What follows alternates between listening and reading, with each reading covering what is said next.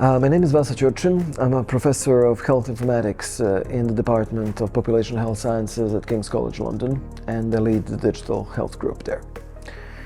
My research interests are in the application of informatics technologies to medical challenges. And specifically for this project, we're looking into use of process models in modeling clinical guidelines, which determine how patients are treated in our health system. Recently, there has been a drive to developing computable guidelines that can be digitized. So rather than clinicians working with these large text documents and flowcharts, they've got software tools that can read these guidelines, model them, and then give them recommendations on how to proceed. Specifically, this project is around building a validation framework for these guidelines within a context of an electronic health record system in a hospital or another health organization. Typically, guidelines are synthesized evidence that give us recommendations on how a certain condition could be treated in practice.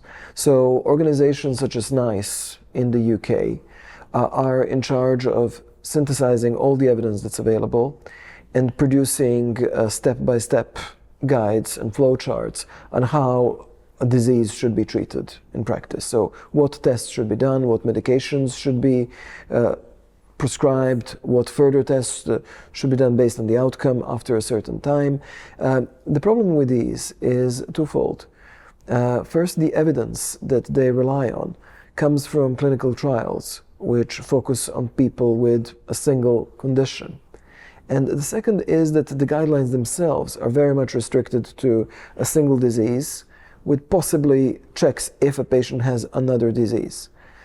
In reality, what happens is that after the age of 40, 50, most of us have multimorbidities. The PhD project that we're proposing would be building up on that and allowing us to look into these computable forms of guidelines and map them onto the electronic health record systems in the hospital to see if the guideline has been followed, or alternatively, if we did the guideline slightly differently, is there an evidence base for it within the electronic health record system, and how did the outcomes differ between the two? So the impact of this project would be that it would give us means of following guidance uptake in different health organizations. This has massive impact on the global scale as well, because what we're seeing increasingly is that the countries of the global south and low and middle income countries in general, we see the digital uptake outpacing the economic development. So more and more countries which are still low and middle income, suffering from disease silos, poorly organized health systems, they still get digital embedded.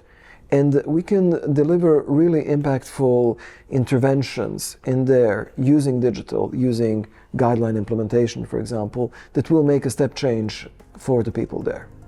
It is the first PhD project funded under the Science Card collaboration for Drive Health, and it fits into the sustainable healthcare systems engineering theme, where we build sustainable, scalable solutions that will enable further research and deliver step change in the way health data science operates in the UK.